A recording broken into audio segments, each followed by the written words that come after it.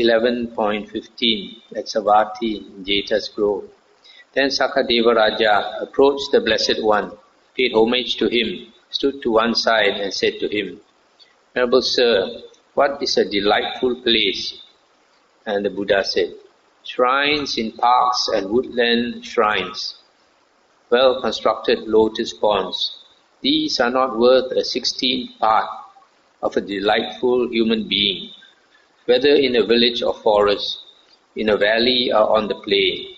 Wherever the Arahants dwell is truly a delightful place. That's the end of the sutta. So here the Buddha is telling Sakka Devaraja, wherever the Arahants dwell, that place is a delightful place.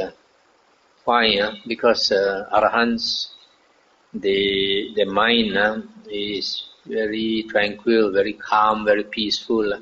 So it influences the environment. Wherever you can find holy men, the environment becomes in a way holy, because the devas and the devis will protect this holy person, and the place around there will be very peaceful. So that's why the Buddha said, in the Mangala Sutta, it's good to see Aryas, noble ones, and to support holy men. If we live near holy men, then we also will have a good influence on us. 11.18 at Savatthi. There the Blessed One said this, monks, once in the past, Sakka Devaraja addressed his charioteer, Matali thus, harness the chariot with its team of 1,000 thoroughbreds, friend Matali. Let us go to the park grounds to see the beautiful scenery. Yes, your lordship, Matali the charioteer replied. Then he harnessed the chariot with its team of 1,000 thoroughbreds and announced to Sakka Devaraja, the chariot has been harnessed, dear sir. You may come at your own convenience. Let's stop here for a moment. You see this Sakka Devaraja, whenever he wants to go for a ride, makan angin, he will ask his charioteer, the driver Matali, to get his horses. He has 1,000 white horses. So you see in heavens also you have animals. In the suttas we find in the heavens we have many animals. We have, as mentioned, we have like Naga, snake spirits. We have Garuda, bird spirits. Then we have fishes also, Timingala, mentioned huge fishes, because in the heavens also got the ocean, very big ocean. So, and not to mention Ganesha, the Indian elephant god. Then monk Sakka Devaraja, descending from the Vejayanta palace, raised his joined hands in reverential salutation and worshipped the different quarters, that means the north, south, east, west. Then Matali the charioteer addressed Sakka in verse, these all humbly worship you, those versed in the triple Veda, all the Khatyas, nobles reigning on earth, the 4 great kings and the glorious 30. So who, O Sakka, is that spirit to whom you bow in worship? Stop here for a moment. So before Sakka Devaraja entered the chariot, he bowed to the 4 directions.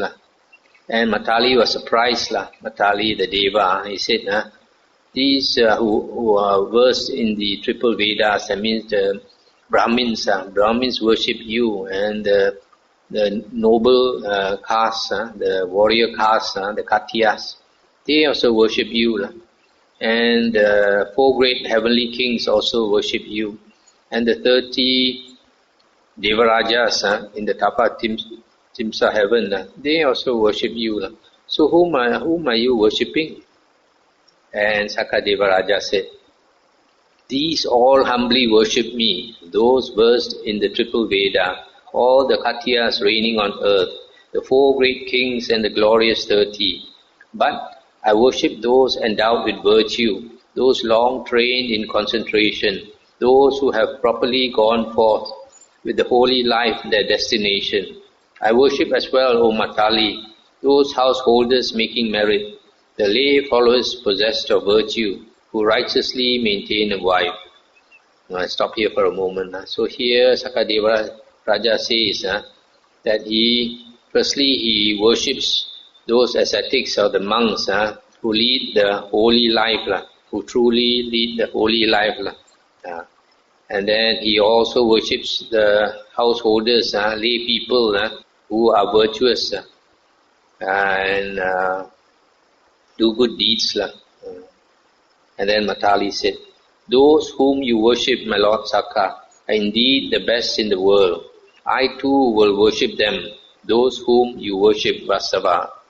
So then the Buddha said, having given this explanation, having worshipped the different quarters, the Deva king Magava, Suja's husband, the chief, climbed into his chariot. So he went and to enjoy himself. So here you see, Devaraja like this, Sakka, he also respects holy men, those who walk the holy path, and even virtuous lay people. So hopefully Sakka Devaraja is keeping an eye on us.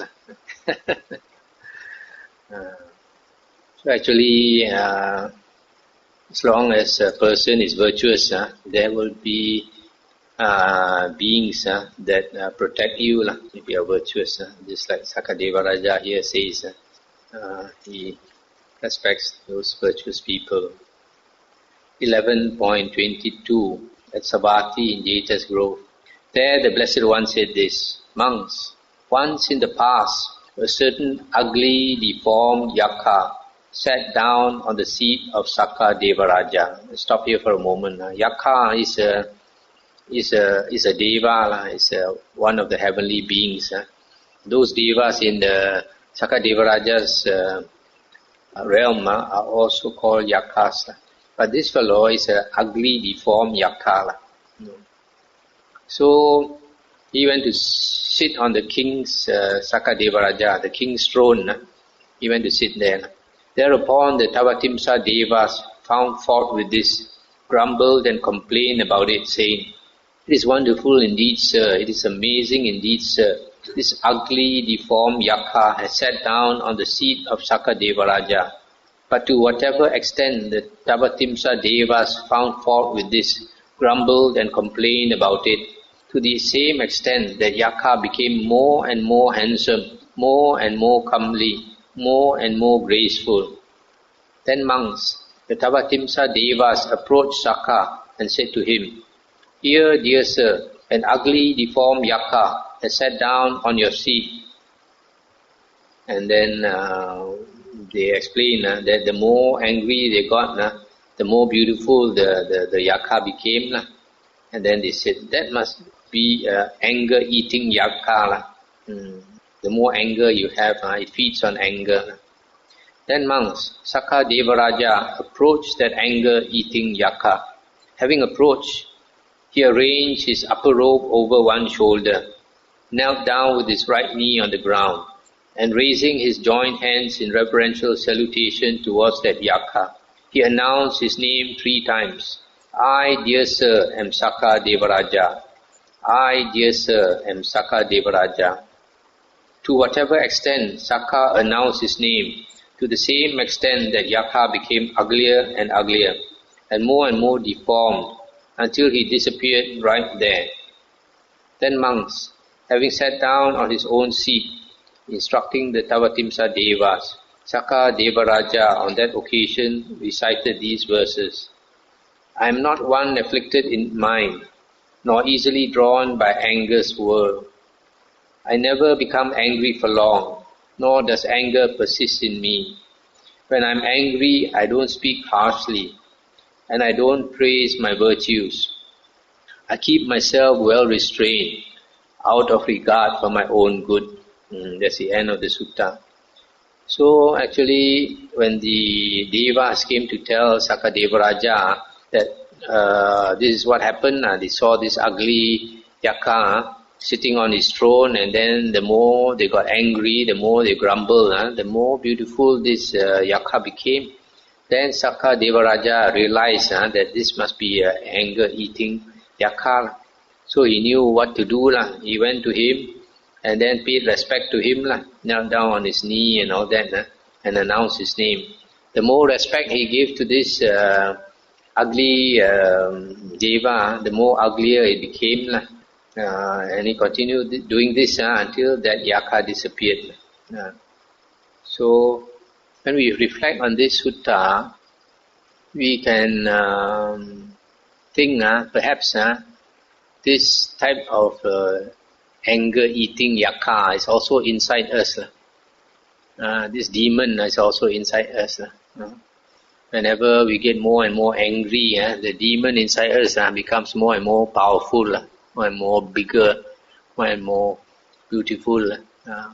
So the only way to defeat this demon inside us is not to get angry, because it feeds on anger. So every person we have this good and evil inside us.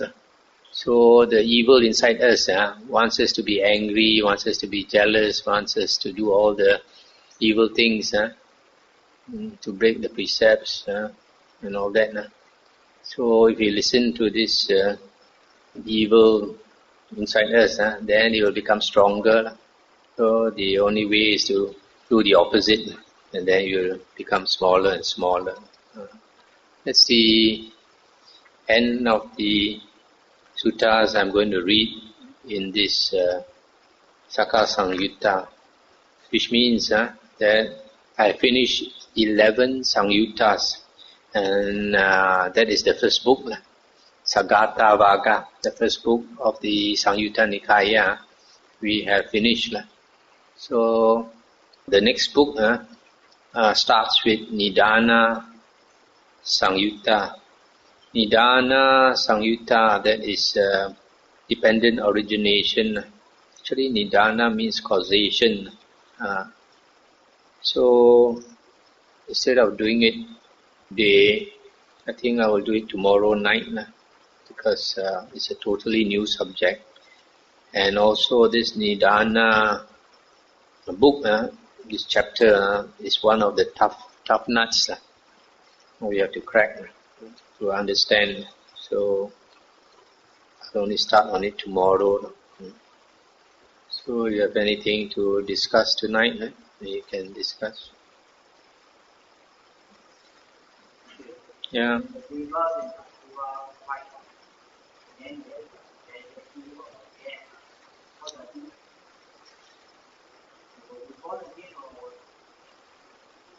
I guess if the devas die, just like us, we will be reborn according to our karma.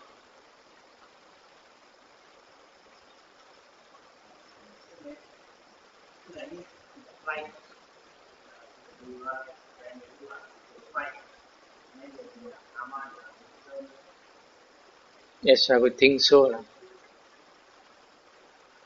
It's only the higher devas that they don't fight. Lower devas fight and kill.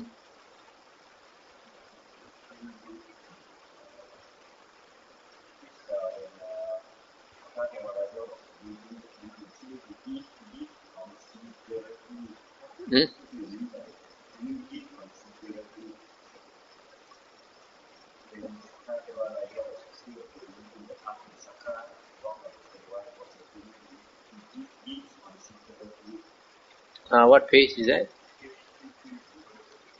230. 330. Which one? He gave gifts considerately. 638. Let's look at the footnote. 638. I guess it means he gives considerably, gives a lot. I think it means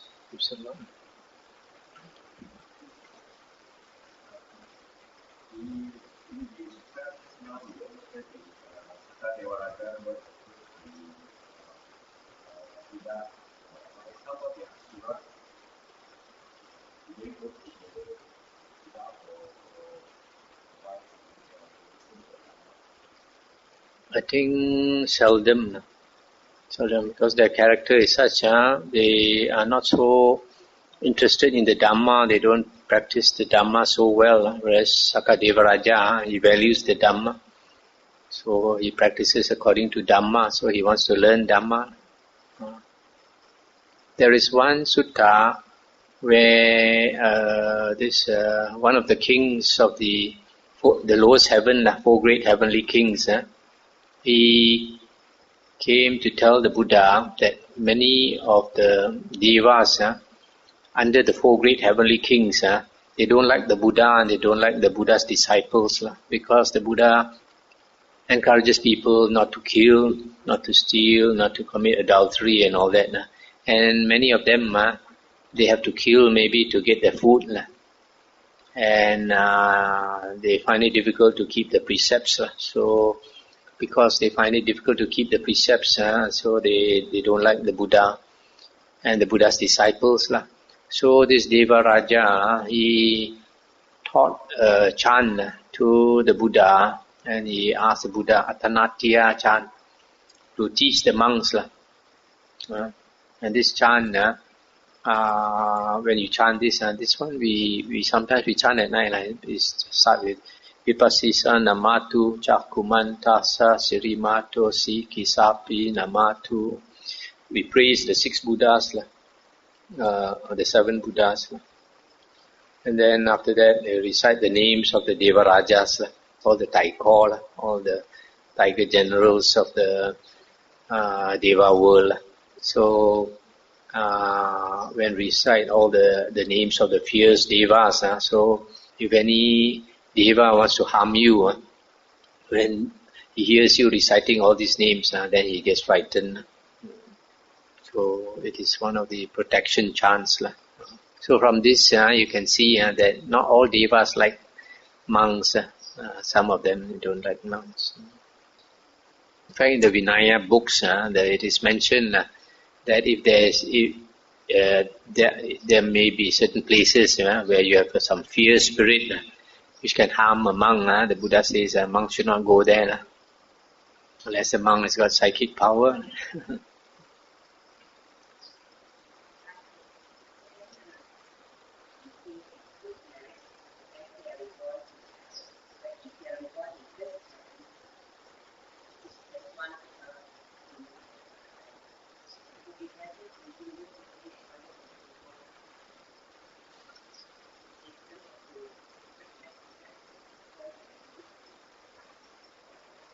But not all of them. It depends on their blessings. Just like in the human realm. In fact, the human realm is quite similar to the heavens. In the human realm, you have people who are very well off. They have an extremely good life. On the other hand, you have people like in Africa or India who are very poor and who suffer a lot. So it all depends on our karma. You can't want to choose. Oh, I want to go here and be reborn here, reborn there. All depends on your karma. Is there a way to choose that? You know that once you fall in the Devara, would there be a way to choose that? To choose to fall in the Devara? This is what people say, but I think it's not necessary. Not necessary to be after your human birth to come back as a human being, because this heaven rebirth is like a rest, before you come down and exert yourself again. Because you look at our Buddha, our Bodhisattva, he mentioned that when he met the Buddha Kassapa, he was a Brahmin. He was a Brahmin and he didn't want to see the Buddha Kassapa even. But his friend pulled him, so he had to go. And then his friend asked the Buddha to teach some Dhamma to this Bodhisattva out of compassion. And the Buddha did. And after hearing the Dhamma, this Bodhisattva must have attained stream entry because he renounced the home life and became a monk under the Buddha Kassapa. And after that lifetime, he was reborn in the Tusita heaven. And after Tusita heaven, he came down to the human world as Siddhartha Gautama and became enlightened. So you see, he went to heaven. It was not time wasted. It's like go up there and recuperate. Get some inspiration, get some rest, and come down, and then you have to strive.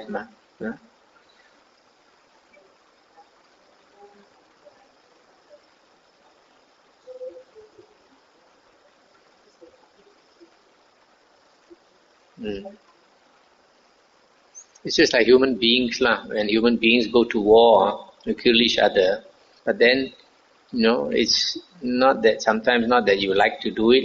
It's just that you have to go collectively. You have to defend your country, you have to defend your people. So the karma is not so heavy.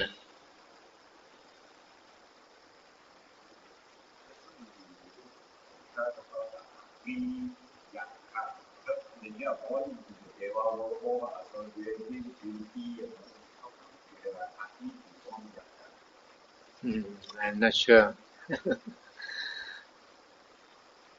And he can change. Just like human beings. There's so many beautiful looking human beings. Sometimes you get an ugly looking one.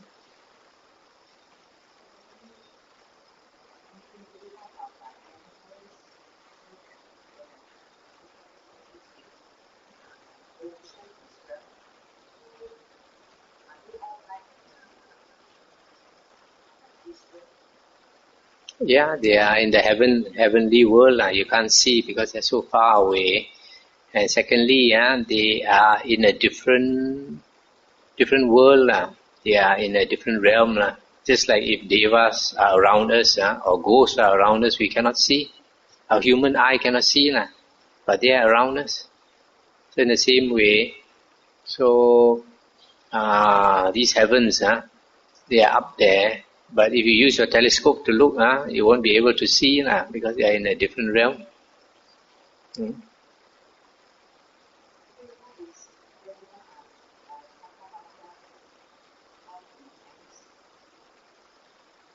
I'm not sure.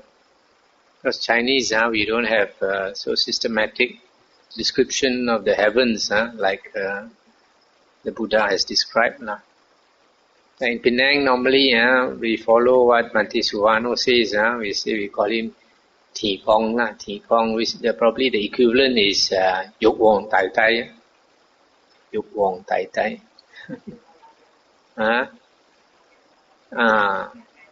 Dục Wong Tai Tai. Okay, we stop here for tonight. Transfer marriage.